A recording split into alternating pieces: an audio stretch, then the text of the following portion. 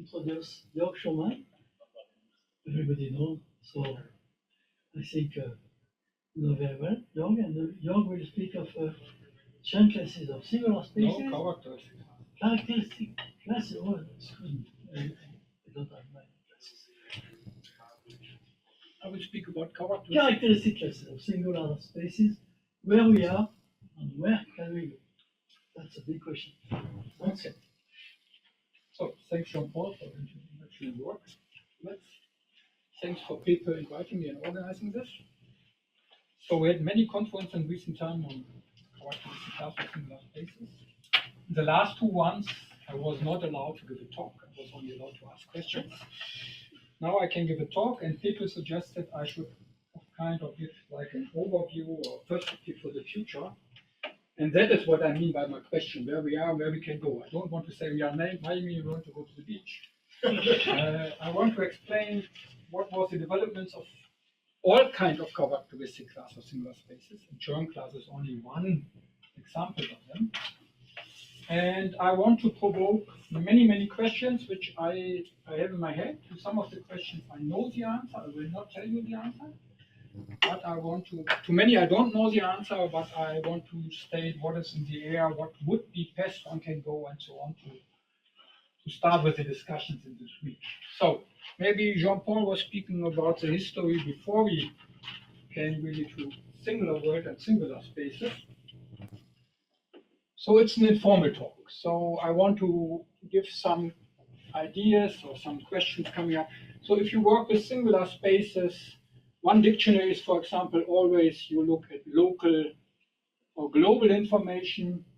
So I would, for example, say characteristic classes is a global viewpoint on singular spaces, but very often we can locally study them with local information.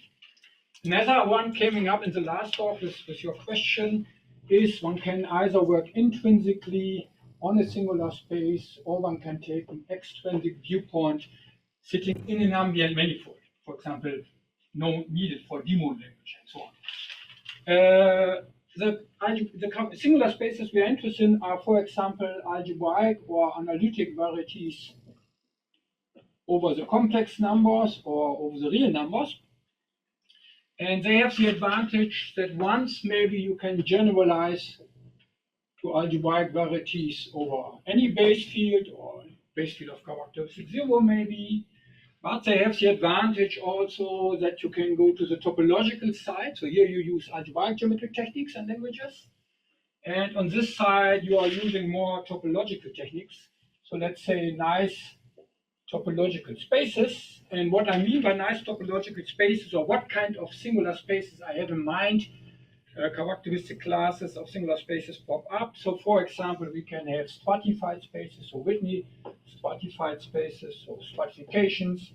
We can use triangulations or cell decompositions, which is, for example, needed if you want to do obstruction theory on singular spaces, like Chern theory. Other interesting singular spaces I'm interested in are equivariant spaces. So you have a group action on it. If you have a group action, maybe in some sense you look at quotient spaces in different versions, algebraic topological quotients. What else? Normal crossing divisors.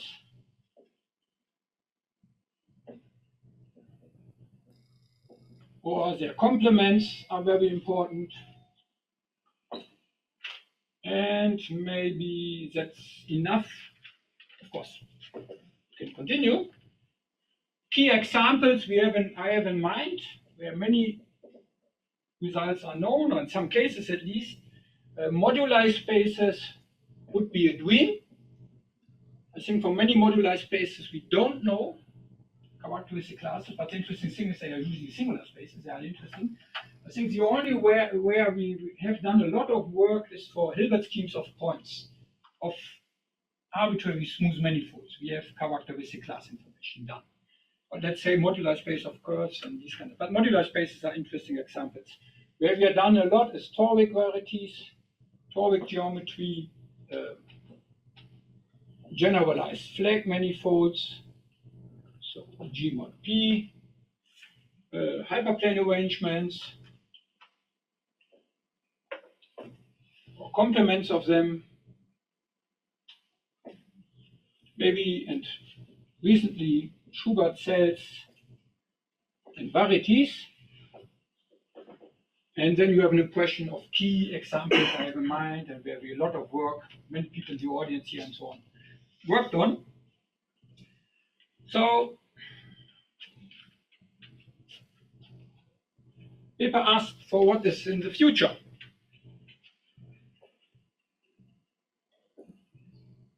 Is this still readable in the back, or I'm too low already? So what comes to my mind is just a dream where I expect in which direction some questions maybe can go.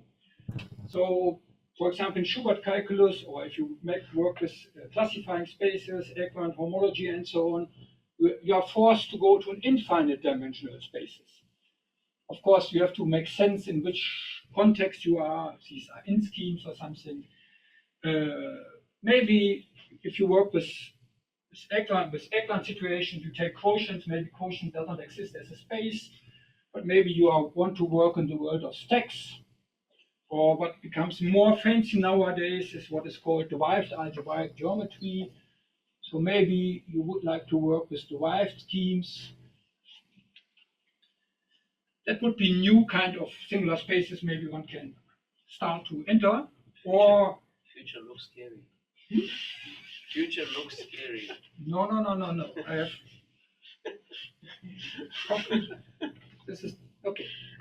We have not to follow this path, and I will just open what singular spaces we have not treated so far.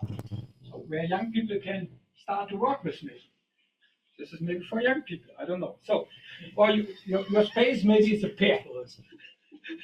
Your space is maybe a pair of a space, let's say algebraic, and in addition you have a divisor on your information.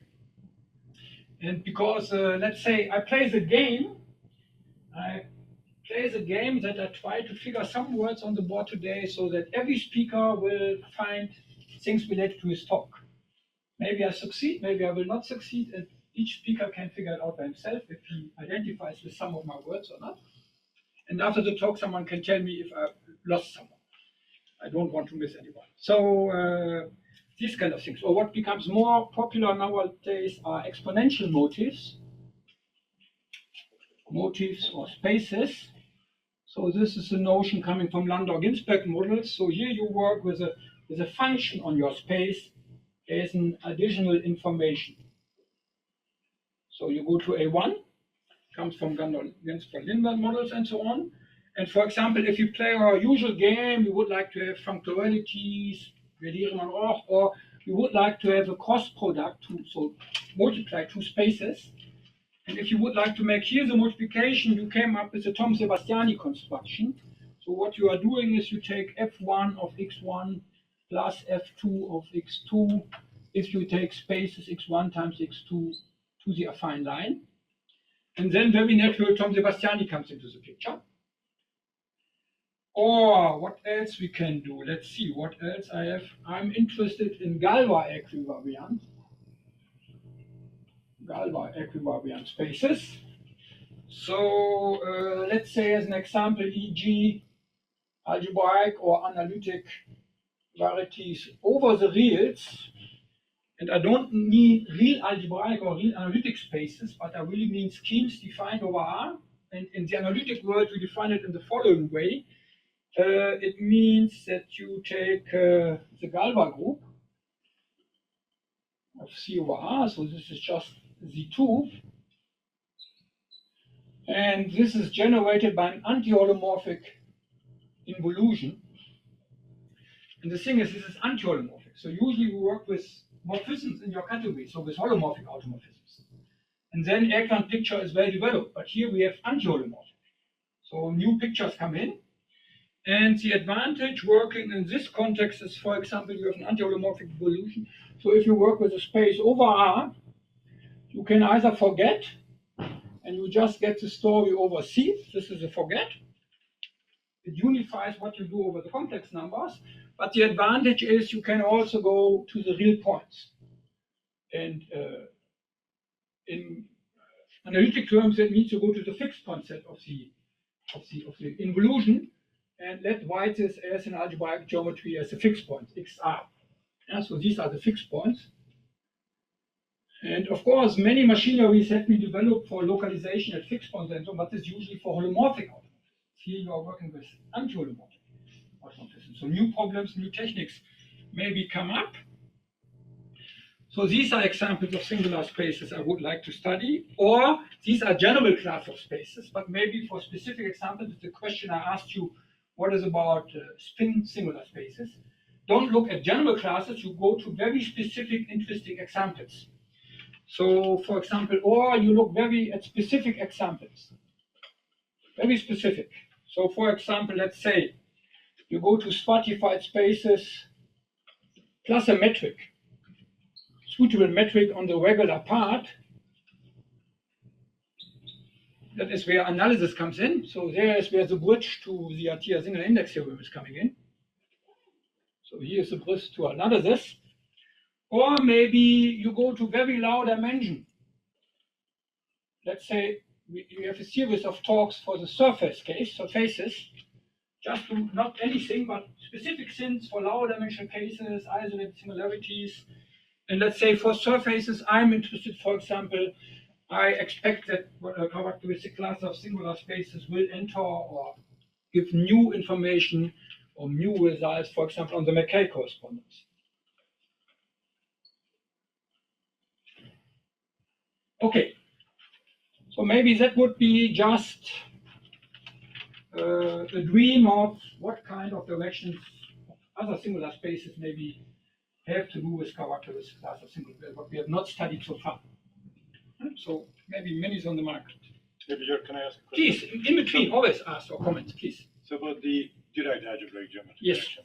So in my view, some of the characteristic classes are structure constants of something called whole algebras. One Calabi-Yau categories.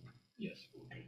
So in this whole Donaldson Thomas story, when Yes. you go to three categories, it seems to me that if you go to three categories, then the characteristic, well, so the structure constants of those objects, which are elements of derived algebraic geometry, are the natural generalizations of characteristic classes of singularity. So I give the phrases, and we have to fill in what each person is thinking about this. We maybe have, if I give you the name derived schemes, we have different ideas where we want to go. So I didn't look at whole algebras. Of course, the characteristic classes and Hilbert schemes have to do with Donaldson-Thomason theory, and that is also where we have Alofi-Chern classes and these kind of things. But I was really thinking, for example, coming from the language, that the advantage of derived algebraic geometry is these notions of virtual classes and Fulton classes and these kind of things, which are different sorts of characteristic classes you can introduce and compare to ours. Or derived moduli spaces see more structure of the moduli space, and that gives you new techniques. Or if you go to Gromov-Witten invariant, you have these kind of virtual fundamental classes. And the next step would be maybe virtual classes, characteristic classes instead. So here, let's say, I'm thinking maybe on virtual geometry. But it's a question where there are many interpretations you can give. And I don't want to fix on, I just want to say what direction I can see what would be possible maybe for some questions. And maybe you see more questions. I think that is the intention of this conference. Maybe I suggest one more question. Yes. There's a very small part of what I see in this characteristic classes of singularities corresponds in representation theory to representations of, say, quantum. That comes later. Okay. I will mention But that later. story has a very important twist, the super D algebras. So I think it's a very important direction that we should go. We should go to the super characteristic classes. Or maybe super spaces. And there is this Oblomkov-Poznansky story. There are already candidates that look like characteristic classes in super. You see, you're already interacting with me, and that is what I want to provoke. So I want to give some possible directions of singular spaces, but of course, this is just to open the discussion this week. We will see more later on. Please. I'm intrigued by this idea to treat real points on the surfaces via this direction. Do you have more examples? I will show you if you go now to characteristic classes. Of course, I want to measure this way. I can go between Chern and Stiefel-Whitney classes. That's one of the reasons. You will see. But for algebraic geometry, it's very natural. Of course, if you go to LRD cohomology, over finite fields, the Galois group is coming in. It's a different viewpoint of Galois group. I'm interested in this analytic viewpoint, which is familiar, where we can play with the topological space. But there are many passes nowadays where you can go to complex or real world, and we'll see some examples later on. So maybe wait if I go to characteristic classes. The next thing, methods. What kind of methods can be used, or which are popular here, of course? Let's say, for example, resolution of singularities, or motivic viewpoint, which I come in a moment. So motivic means additivity. So cut and paste, you can go into pieces and sum them up. Since Professor Griffiths is here, I'm happy to mention, of course, Hodge theory is coming in. And of course, we will see later on in the language of mixed Hodge models. I'm unfortunately this very sophisticated language. Cohomological methods. Cohomological methods. E.g., for example, it goes to the intersection cohomology or intersection cohomology complex, or you go to a 3, or depending if you want a 6 functor formalism, if you want to play with functor, with the calculus, or let's say more geometric terms. Obstruction theory I didn't have on my list because obstruction theory was already the talk of Jean-Paul. I don't recall it here, but this was the intrinsic. I take now the extrinsic view for you. So the extrinsic view is stratified Morse theory. So more theoretical questions are very important. And now it comes, this is of course the cotangent view. Cotangent view. And this is of course what many people nowadays call the microlocal view. But this is an extrinsic view. You are an ambient smooth manifold and want to study the singular subspace using this machinery. Miller vibrations. And this goes then in the end to Verdier specialization, or specialization in animal. And I think that prepares already for the third question of paper, a little bit in this direction. Of course, behind this is Verdier's deformation to the normal cone. It's a very general machinery. And finally, maybe localization techniques for the torus equivariant context. So there you very often can localize information at fixed point and so on. This is just a list, a dream of what is coming to my mind of techniques I used so far or I can expect, which techniques will even in the future will help to study kinds of questions. So these are these kind of things. So this is the world of singular spaces we are using now, or which maybe in the future we would like to use. Okay? So this is just the spaces and techniques and methods. Now I want to go to characteristic classes, but maybe I should ask if there are questions or comments. Or you can ask the comments during the time I'm erasing. Yeah? So now I want to illustrate what have been done for characteristic classes of such type of spaces. And I will ask many, many questions which pop up to me in this picture. And to show some directions, which questions we still left, or which applications we already have done. For example, where applications to geometric representation theory are coming in, and so on.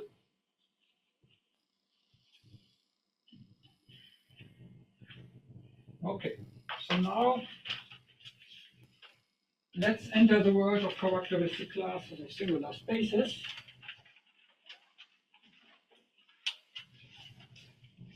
And of course, people who know me, this is my work, of course, I want to have general characteristic classes. And Chern class is only one example. It's the toy example, more or less. So there are different versions. And I will be more specific on the one I work because I need this for many questions I want to phrase. So this is the motivic or functorial viewpoint. And here we have to be in characteristic 0. But let's say everything now we do over C. We want to see the topological information and so on. So here now we do Okay, C. People will know me like I like big diagrams to explain things. So now is my diagram for this talk. It's of course in our paper with Jean-Paul and Georgi, but I want to, so where we create some examples of characteristic classes, but I want to point out which questions we left open, which is maybe not so much more. So we start with the isomorphism classes of smooth manifolds mapping to a singular space, and depending on context, maybe you would like to ask if this map is proper, or if you are more restrictive, going to the language of algebraic coordination of Levin-Morel, they assume for technical reasons projective. So either proper or projective. So you look at the isomorphism, or maybe I even don't give the name for the base space. I just make a slide here for the base space. And from this we can go by the fundamental class. So everything at the moment are smooth spaces. So we have fundamental classes for smooth spaces in many homology theories, and any kind of complex-oriented homology theories. And we have two versions now. We have an algebraic version and we have a topological version. So in the algebraic version, you go to the algebraic covariance of Levin-Morel, or you can forget the algebraic geometry. You can do this with the topological, and maybe I call this C the topological one. So this is complex covariance of Quill. Let's follow this path. So this is what Levin-Morel called, these are universal. I want to emphasize that all these pairs have universal properties. These are universal Borel-Moore homology type theories. Borel-Moore homology theories. So these are homology theories, but it's important for us with actions of Chern classes of complex vector models. So we need complex geometry Chern classes and so on. And this is codified in formal group laws. So that comes from the viewpoint of Quill. And these are universal complex or algebraic oriented theories. And we want to see which information from the smooth world will extend to the singular world. There are not so many. So we have seen that here, you have a lot of examples. Only a few of them have been extended to singular spaces. So this is exceptional. So since I want to mention later on, you can go to elliptic homology. Here I would make the algebraic version. I don't make it precise. Here it would be the complex topological version of elliptic homology. This is only because we have talks about elliptic classes maybe this week, or at least mention this.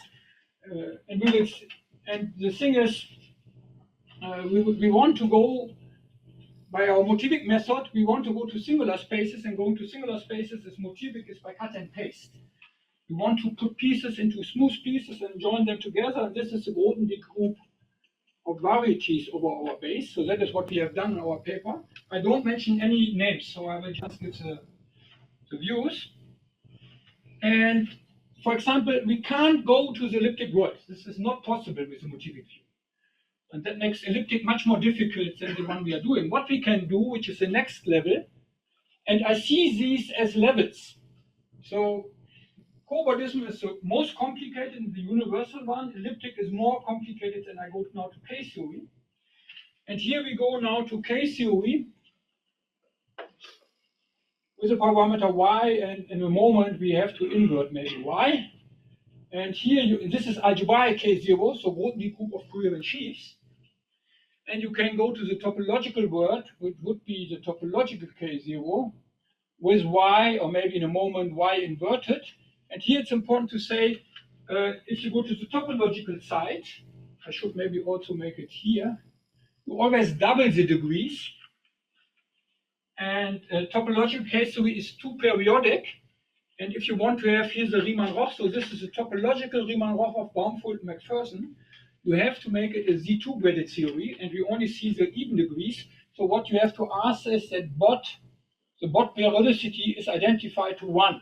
So otherwise this transformation can't be defined. Yeah? So and so that is why we even topology are only in 1 degree. This is a topological level. And here we could construct the characteristic class, what we call the motivic Chern class, depending on the parameter y. And here we can now go even to the Grothendieck group of mixed Hodge modules over the space. This is This is the player one if you want to give a talk in a few minutes. And this is the player one if you want to do the hard work and need a lot of weeks to explain what you are doing. But this is where the Hodge theory is coming in. So and if you do the Hodge version, because you have tail twist, you also need the negative power of y. Or we can go to the lowest level, and this is Chow groups with q coefficients, tensor qy, and maybe here I just divide y inverse already. Or you go to Borel-Moore homology in even degrees with a parameter y, and maybe for Hodge we have to invert it. For Motivic we wouldn't have to invert. And this is of course the Todd transformation. So this is already the singular Riemann-Roch mentioned by Jean-Paul of Baumfuld McPherson. So this extends the Riemann-Roch theorem to singular spaces. That is what we call the Todd transformation. And so here we can now go from singular spaces to K-theory or to homology. So these are new characteristic class transformation of singular spaces we developed. Motivic Chern class, this was the Hirzebruch class, the unnormalized. And we have a normalized version, which maybe for today, I call it the head, but we switch our notation in wallpaper, so it's difficult for the reader. There are two versions on the market. Sometimes the unnormalized is better, and sometimes the normalized is better. The normalization is the same, but what you are doing is you have to apply an Adams operation, which means you multiply by 1 plus y to the negative k in degree star equals k. So a priori you introduce negative powers of y, but one can show they cancel out. And this is an Adams operation, then you get the normalized ones. And on the normalized ones, we can go by specializing to y equals -1. We can go in the end to the Chern class story with rational coefficients. That is where the Chern class transformation comes in. So what is important here now is, this is well known if one does it not with mixed Hodge models and alternative approaches, this map, the kernel of this map is known what is called the blow-up relation, coming from the weak factorization theorem. So either you study this kind of questions by weak factorization theorem, or alternatively you can use mixed Hodge models. Both work. Both have advantages and disadvantages. And this Grothendieck group of varieties you can see as a universal three-functor formalism. So what you can do is you can push forward for any map, you can pull back for any map, or let's write it this way, and you can multiply for any kind of elements. And you ask, in addition, you have the additivity property, so cut and paste property, and this is the universal player with these properties. But of course, the Grothendieck group of mixed Hodge models also has this property. So by universal properties, you can get this arrow if you want. You can also get the arrow going to constructible functions. And in between, if you want, you can put the Grothendieck group of constructible sheaves, let's say with rational coefficients, because the underlying coefficients of mixed Hodge models have rational coefficients, the underlying coefficients. But these arrows you get from universal properties. And here you would then see, that would be the Chern class of McPherson, that would be the class Jean-Paul already mentioned. You lose a little bit of information if we want to unify, because we go by Riemann-Roch techniques, we use here rational coefficients. But if you work with weak factorization, you can already get it with integer coefficients also. That's also duality. Duality comes in if I want to make 3 functors into 6 functors, but I don't want to mention duality today. But I want to say that you have a weak structure of this type. So you also have 3 functors, but here you only have pullback for smooth. So if you pull back for a constant map, you mean that is your smooth manifold. You don't have products on your space, you only have cross products, so you can make 2 copies of 2 spaces, smooth. And you have a pull, you have a push forward, let's say. And the important thing is you only have not additivity, but you only have additivity for disjoint unions, which gives you in the end the group structure on Bordism groups. So that gives you here a semi-group structure mapping to the group structure on Bordism and so on. So here you only have disjoint union, which is very weak. In the motivic, you allow any decomposition. But you see, at least they have similar properties, but much weaker. I should mention coffee has a life. Okay. Okay, but maybe I'm speaking, I'm awake, and you need coffee. You need coffee to be still awake for me. Okay. So this is, of course, a lot of stuff.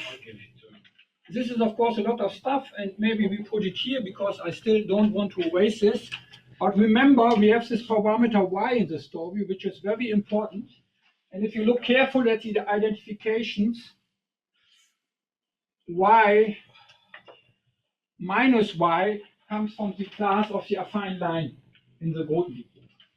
So minus y, which in quantum in quantum groups or in finding fields is very often called Q, fits very often with minus y. And if you choose y or minus y is the choice of conventions. We wanted to fit with Hirzebruch convention, and that is why very often the minus y is popping up here. And, okay, so and these are characteristic class transformations we constructed as motivic characteristic classes. And what was, of course, our aim, why we were interested in them. So because then we need the normalized, so the normalized Ty hat. So why we introduced this parameter? Because we wanted to unify three characteristic classes, which has been extended to singular spaces, and we needed the parameter to specialize to the parameter to compare them.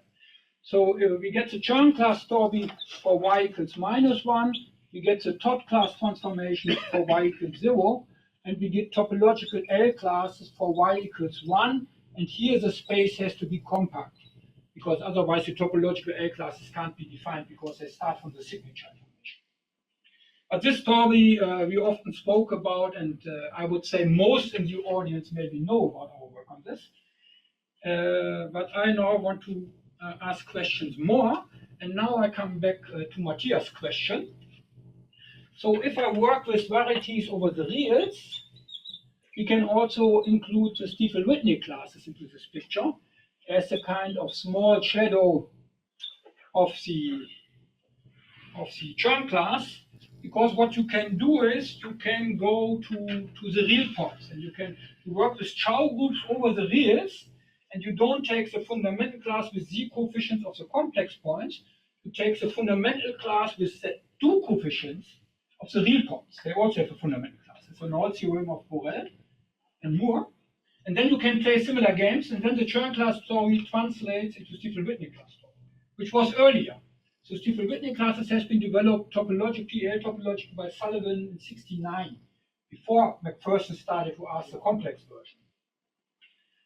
But this only works if you do it algebraically. So now I want to do the same type analytically, and now it's my first question, or I know the answer, but this is not in public, so let's put this as a question, or someone else wants to work it out. So what we do now, if you work with analytic varieties over the reals, so complex analytic spaces with an anthropomorphic involution, you don't have real Chow groups available.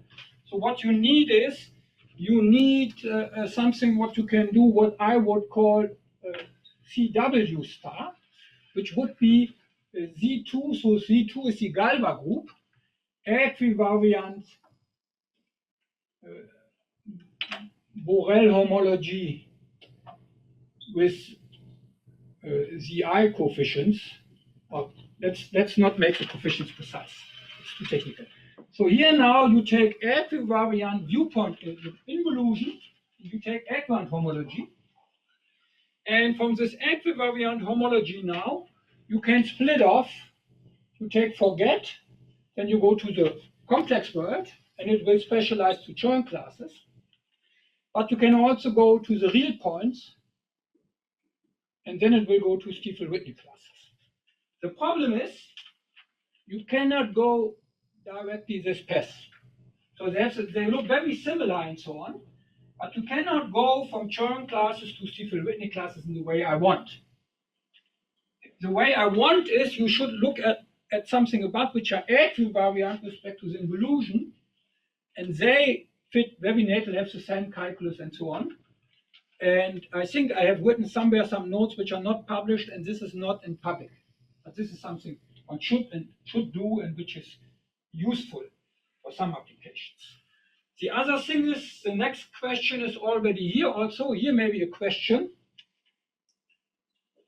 fitting with the talk of Irma, I think this week. So for Stiefel-Whitley classes, they should be related to Thom polynomials. And some of co-workers of mine are working. The problem is you want to go to, so Omoto extended Thom polynomials to Thom-Chern polynomials, where you not just take the fundamental class, but also Chern classes of representative singular subsets in representation spaces. You want to do the same in the real world, but the problem is in the end you end up with smooth maps and smooth stratified spaces, where the usual machinery of Lagrangian geometry of conormals is painful and does not work, because these are not sub-analytic, they are not nice, so they are complicated. So smooth stratified spaces from the conormal viewpoint can be horribly complicated, and you need to develop a kind of tame intermediate to work in the C-infinity context. So here you would like to work with C-infinity stratifications, or let's say suitable, nice, tame, and you would like to find out relations to Thom polynomials even from Stiefel-Whitley classes. That is another question, which is in the air and which is not in the literature up to now. The complex world is work of Omoto, but I'm interested in real counterparts of this. Okay, so 2 questions here. So now let's look at this picture and go this side. So this side is where the target of our transformations are, and the targets are homology theories where Chern class operators can act, so that we can phrase our usual machinery, what they should be and what should be the normalization. So for smooth space, it should be this and this characteristic class, giving the name to the characteristic class, Chern class, Hirzebruch class, L class, and so on. And this is the sort where you can play this. The dream would be, can one extend a fundamental class of manifolds to singular spaces living in algebraic cobordism? This is, from the motivic view, impossible. So you can't go higher than the K-theoretical level. So you can't go to the elliptic level, for example. They are not motivic, and this is a drawback. But we had this unification, but we used the Todd transformation. We compared to the Chern class, but we didn't use this machinery to construct these transformations in a new way, without using McPherson, without using Baumfuld-McPherson. On the right-hand side, this is done by other people, because one can study the kernel of this map if you go on the geometric side, on the right-hand side. So if you go from this isomorphism classes, maybe gives us a shortcut, to the algebraic cobordism, and from there you go, let's say you go to K0, so without this parameter y, because these are all Borel-Moore homology functions. This is a Borel-Moore homology and this is a universal one, and Levin-Morel completely characterized what is the kernel of this map. So on this side the kernel is known, and the kernel comes from the multiplicative, so this is related to the multiplicative formal group law, and that means and in addition, you would like to have that the class of P1 becomes 1. So you need the multiplicative formal group law, and this is the analog of making the bot element 1 in the algebraic cobordism of Levin-Morel. And that means, of course, that is why in the end y has to be 0, fitting with Riemann-Roch transformation. And this kernel is understood. And so once you have this universal property of algebraic cobordism, and you can factorize over this, people could use this to construct the singular Riemann-Roch transformation in a new way from universal properties. So people, I don't remember the names, so these have been students. So that gives you a construction of Todd, a new construction of the Todd transformation, not using Baumfuld-McPherson anymore, but coming from universal properties of algebraic cobordism. And so now I think I provoke what should be the natural question on the left-hand side. Can we construct in this way McPherson-Chern class in a new way? So the question is, what is the kernel? What is the kernel if I go from Grothendieck group of varieties to constructible function?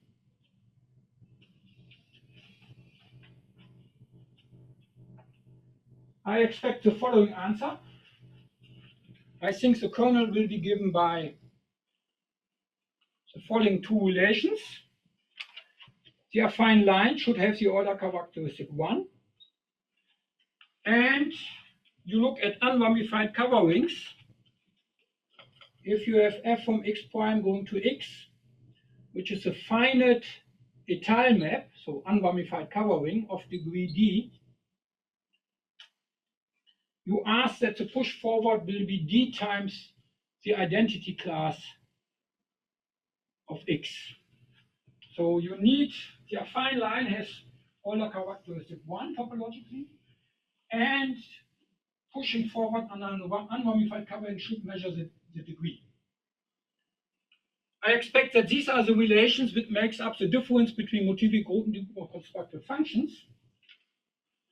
And now the question is, can one show we can get the Chern class transformation on the Grothendieck group of varieties by blow-up relation, so that we can get from weak factorization.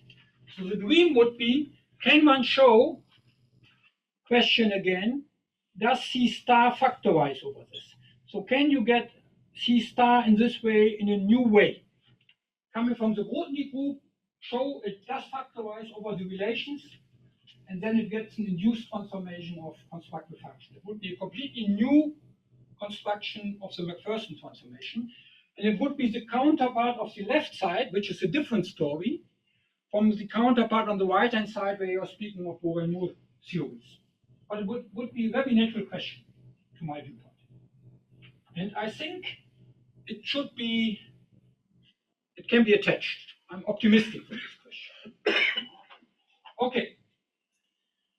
Having mentioned this, we should say that this motivic view and these kind of things have been extended as a remark. The motivic view, more characteristic classes have been constructed. We have more now. And this extends the Euler class. So we have motivic Euler classes if these things are coming from, if I understand it correctly, from ring spectra in motivic homotopy theory. So people have shown that the blow-up relation we checked holds in a very general context if everything is represented by a motivic ring spectrum. Then there is a corresponding notion of Euler class, and this Euler class satisfies blow-up relation and can then be extended to singular spaces. And so this generalizes then the degree 0 Macpherson class, which is the Euler class, our MC minus 1. So our classes see more, the total degree. But I claim if you only go to the degree 0, which sees the degree if you push forward to a point, so it sees this kind of Euler characteristic, the kind of index you want to measure, this has been extended to more general versions. So for example, what you get is you get what is nowadays called a quadratic refinements. Yeah? So because, for example, width groups came in as width groups of the base field and so on. So this is the path which people have done. So this has been worked out, and I have references I will not write here. But I want to provoke the following question now. I think Paolo asked me, or others, many people asked about Chern classes and characteristic P. And I explained they cannot come from constructible function. That does not work. So maybe they come from motivic Grothendieck group, or they come from Grothendieck group of constructible étale sheets. Both is possible. And people try to extend the theory of characteristic cycles, the microlocal viewpoint, to PR characteristic P, by work of Saito and another Saito and Bellinson. But there's not everything is working. And what I expect is you don't get a total Chern class. I expect for base fields of characteristic P, I expect, or the question would be, can you get a degree 0 Chern class? So I don't expect that you get higher Chern classes.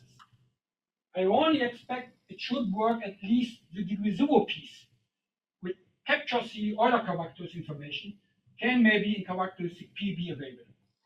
It's a dream, but I think the work of people is close to getting this. But for the characteristic group of L-adic homology. But do you have the Kashiwara index theorem in the setup, don't you? Not completely. With this new Saito stuff. Saito has problems with the push forward. He has to make assumptions. Kashiwara index, they are close. Maybe they have it now. I didn't look at the most recent results. I think they get close by Kashiwara index in characteristic P, you get close. But the problem is, I expect you only get C0. I don't expect to get full degree classes. Fitting with this picture that you have here only, for some specific reason, because Hodge theory is behind, we get more and other degrees. But here maybe only degree 0, I expect, is the natural player. They have functorial. Functorial for L-adic sheaves. So that should be functorial. Or you ask it as another question. I think a functorial. But the warning is, if you think in terms of some kind of Grothendieck groups, the warning is the picture I believe is true in characteristic 0, that the relation should be, the Euler characteristic of fine line should be 1, and the thing is pushed forward by the degree in unramified coverings. This is 1 in characteristic P. The affine line over final field is not simply connected, and so both conditions together can't work in characteristic P.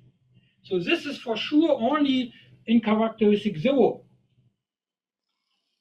This, what I expect, should be the relations. If you go from Grothendieck groups to constructible functions.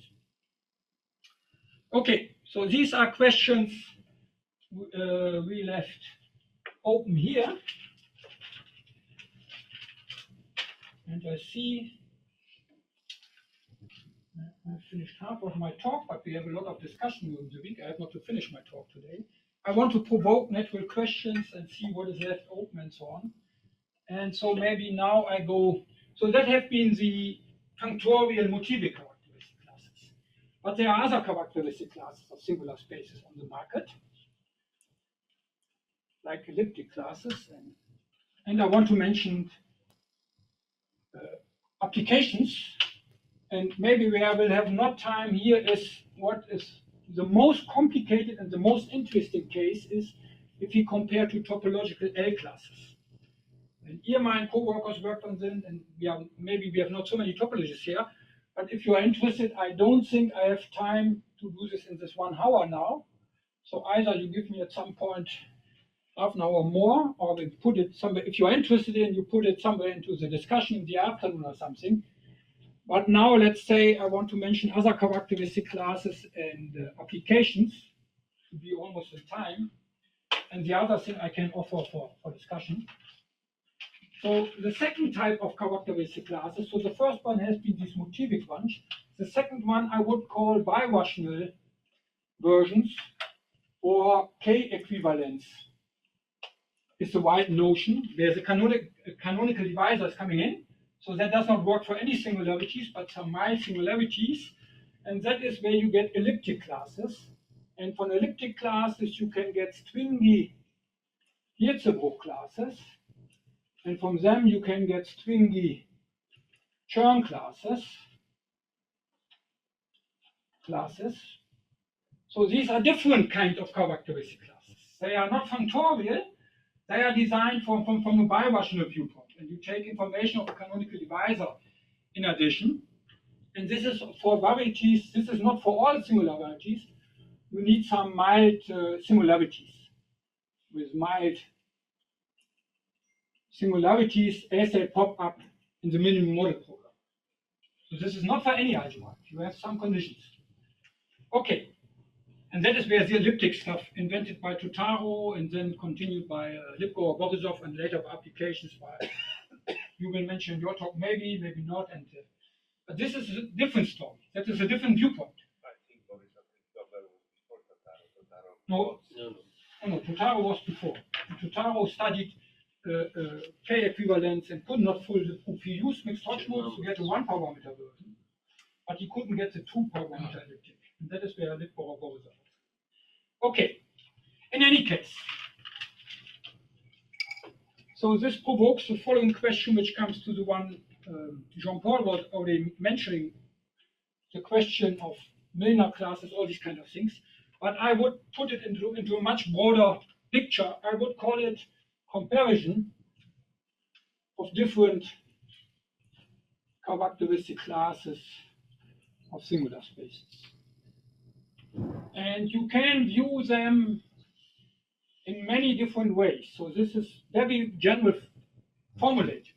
So for example, you can say, how does one specialize to the next, specialize to the next? Or this comes from birational viewpoint. This is not the same as functorial viewpoint. How do they compare to each other?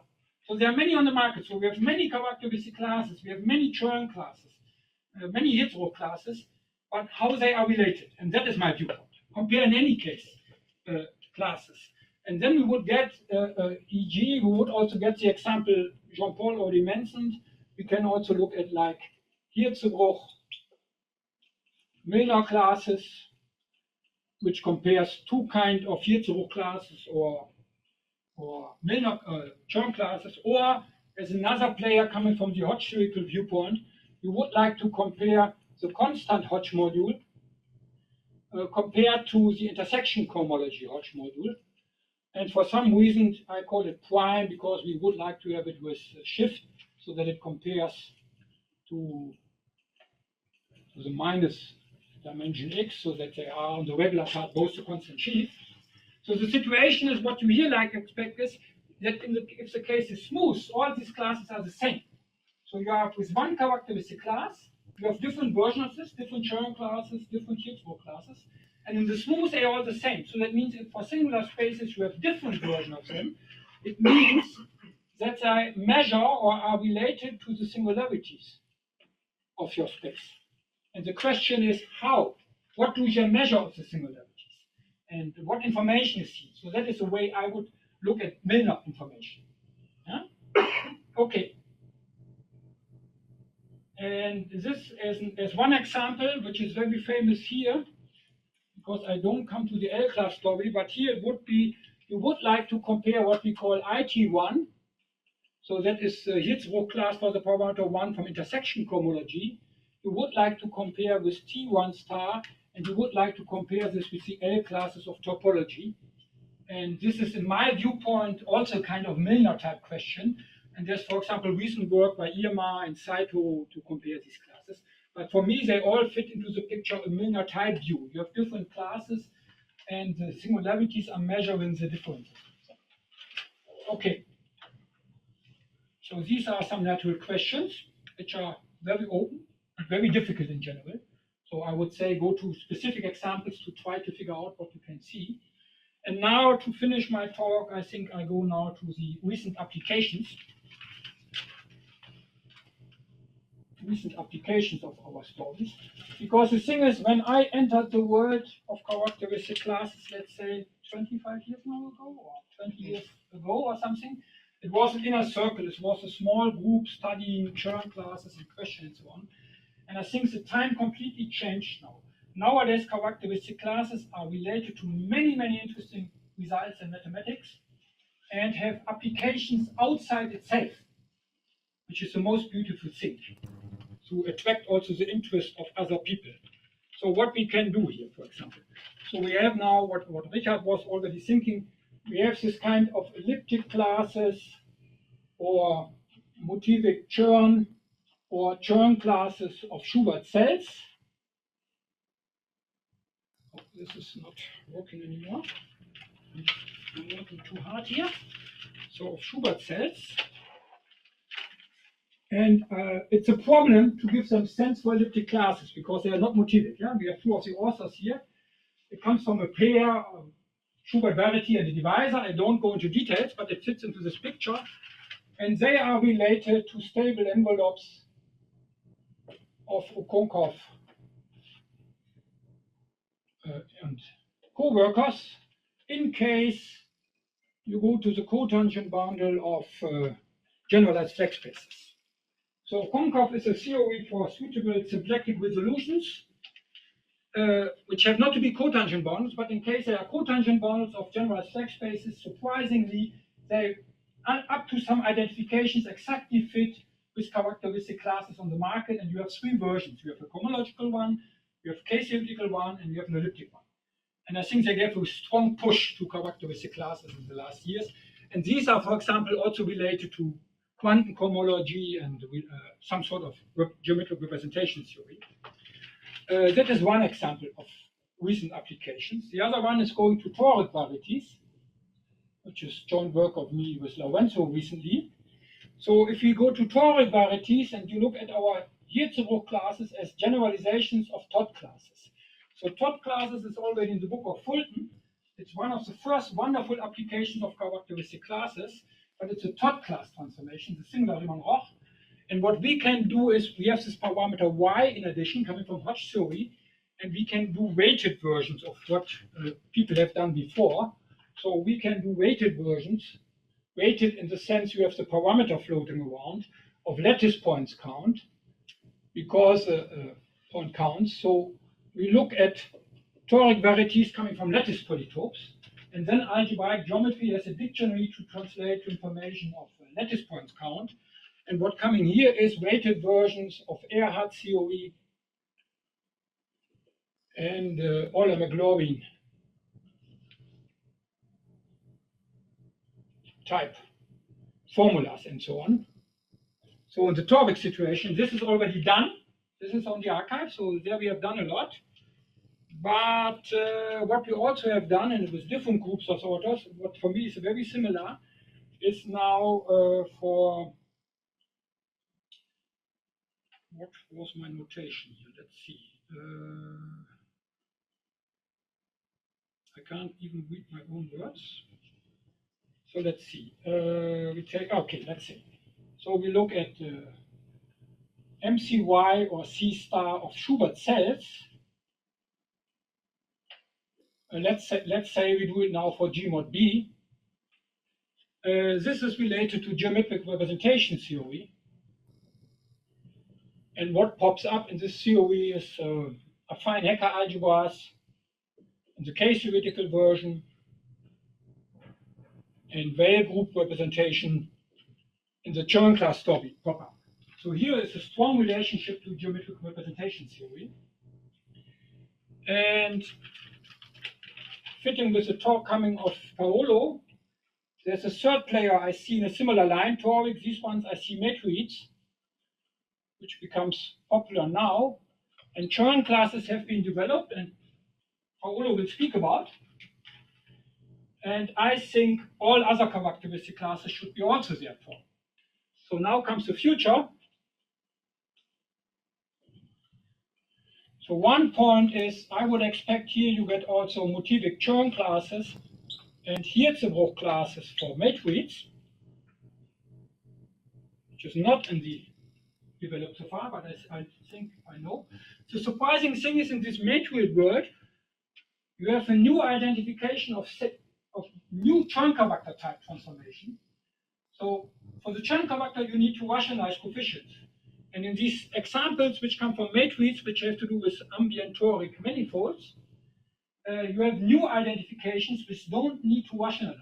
So the Chow groups or the homology are isomorphic to the case theory. And you don't lose information. So in this sense, you can introduce new Hirzebruch type classes, not using the Chern character, but these exceptional identifications. But the question is, of course, and I have to learn from Paolo's talk, I don't know about this, what is the combinatorial meaning of this? So that would be a bridge to combinatorics. And I don't understand, I have to learn this, I don't understand the combinatorial meaning of them. But for sure they can be developed. The interesting thing is with these three cases, maybe I put it here. So in these three cases, so toric, flag varieties, matrices, you can make a base change from orbits, so torus orbits, Borel orbits, the Schubert cells, or the matrix Schubert cells. So you have T orbits, you have the Schubert cells, or you have the matrix Schubert cells. So this exists, people developed this language already. But you can go to the corresponding IC version. So you look at the intersection complex of the closures of these places, and then combinatorial invariants coming up. So in the toric situation, you get the Stanley polynomials. This is already in our papers. In the flag variety, you get custom-lustig polynomials. It's also Partial literature. And for the matroid world, you will get matroid custom-lustig polynomials. So again, invariants coming from combinatorics would be related, switching between characteristic classes of orbits and IC characteristic classes. Okay, what else?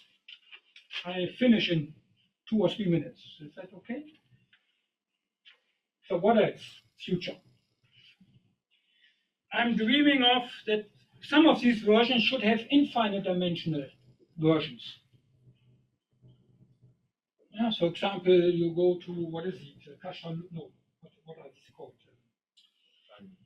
Affine Grassmannians and these kind of Kac-Moody groups and these kind of things. And for some reason, there should be a kind of analog of Schubert calculus in some infinite dimension context.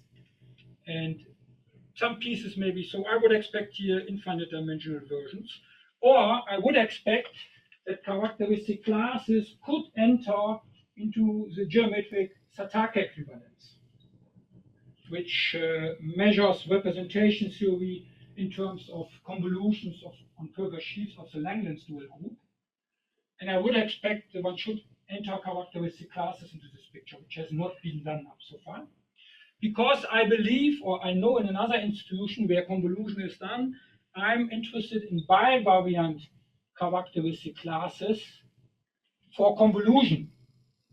Convolution goes back to the book of Chris Ginsberg, and this is used a lot in geometric representation theory. And the thing is, and then maybe I can finish the last sentence. Convolution is built out of 3 players. Convolution, circ, you need 3 players. So you need a pullback for submersions. No, sorry, pullback is the most complicated one, not for submersion. Let's start with the simple ones. So you need push forward, you need functoriality for proper, which is more or less basic for our functorial characteristic classes. You need, it commutes with cross products, it's multiplicative for products of spaces, which is also true for our functorial characteristic classes. But you need a third, which is difficult, which is the problem maker. You need a pullback for non-characteristic inclusions, which in the flag context automatically holds, but you need to show that these characteristic classes fit with this. And for Chern classes, this I have written up. And for motivic Chern classes and Hirzebruch classes, I have announced this already some years ago, 4 years ago, but the proof is already there. So if you want, you can write it up. But people ask me, so this has to be written up, because now we have many applications, and I have this theorem for a long time, but I didn't have the nice applications. But the other people have now very nice applications in representation theory and so on. So now the time is ripe. So maybe that would be the next paper I have to write by myself.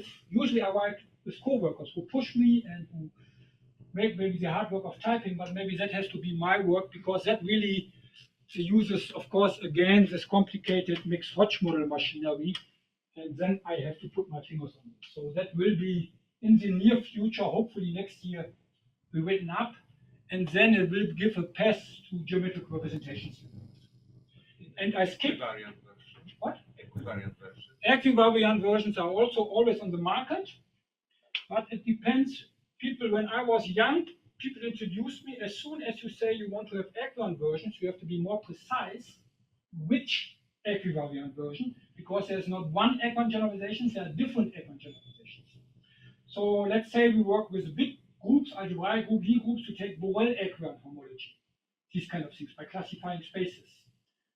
For example, we have done this for finite groups with fixed point contributions, who ask for Lefschetz-Riemann-Roch transformations, or these things have been developed partly, but what is missing, if I go to my real spaces, I have an anti-holomorphic involution. Make all these characteristic classes equivariant, so how is the Hodge filtration related to the involution and so on. That would be these. So ATIA would call this capital wheel.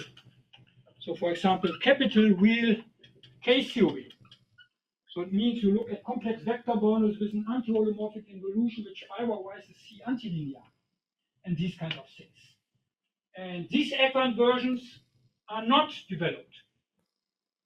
And so part are known, but part equivalent is still Will not be developed because it's apparently such modules. they are available. Nowadays, people even have a language for stacks. So there's progress in the world. Not progress by me, but by other people. But I think time is ripe that I should stop. And at least hopefully I provoked a lot of questions to you. And I still have more, but this is a different story. This is the most common. I have one sheet. This is intersection common GNL classes, but I want to stop here.